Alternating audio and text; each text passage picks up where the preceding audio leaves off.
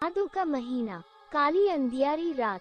कभी कभी रह रहकर हवा का तेज झोंका आता था और आकाश में रह रहकर बिजली भी कौंध जाती थी।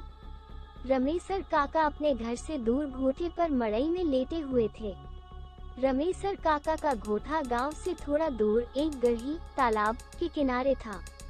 गढ़ी बहुत बड़ी नहीं थी, पर बरसात में लबालब भर जाती थी और इसमें इतने घास फूस उगाते थे कि डरावनी लगने लगती थी।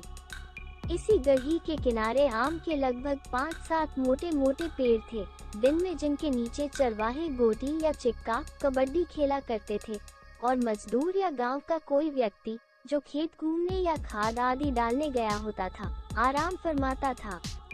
धीरे धीरे रात ढल रही थी, पर हवा का तेज झोंका अब आंधी का रूप ले चला था।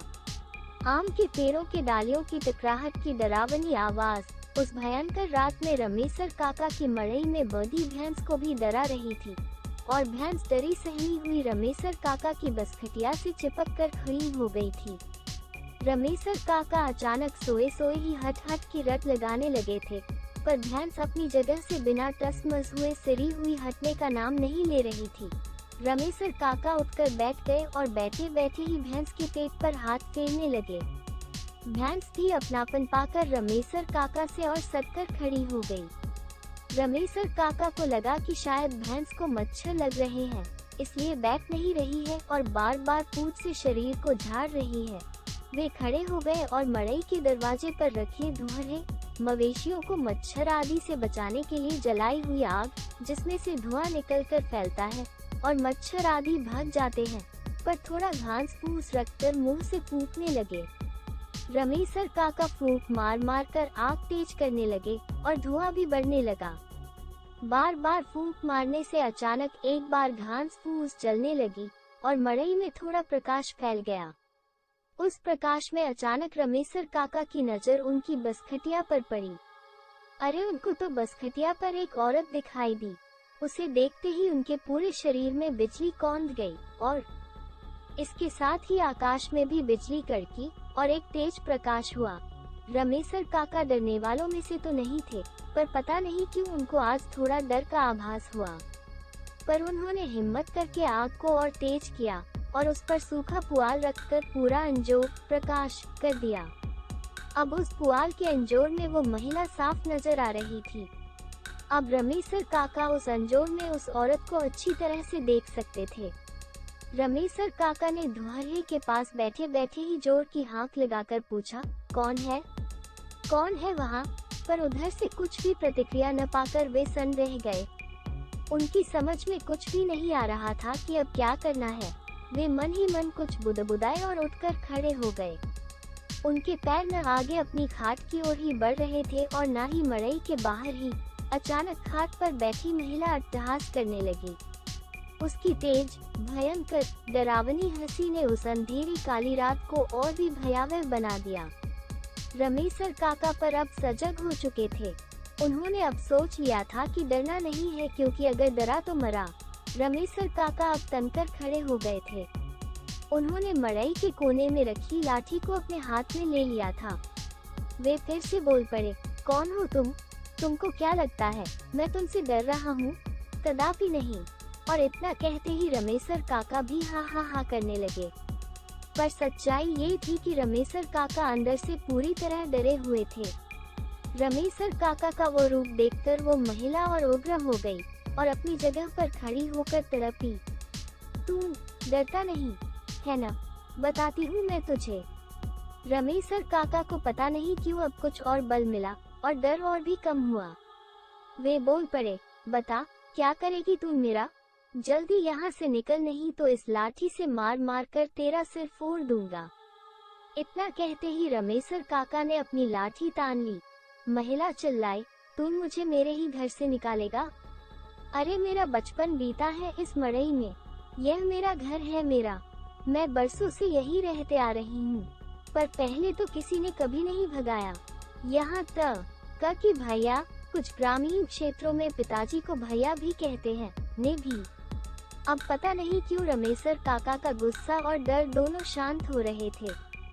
उनको अब लग रहा था कि उनके सामने जो महिला खड़ी है उसको वे जानते हैं उसकी आवाज पहचानते हैं।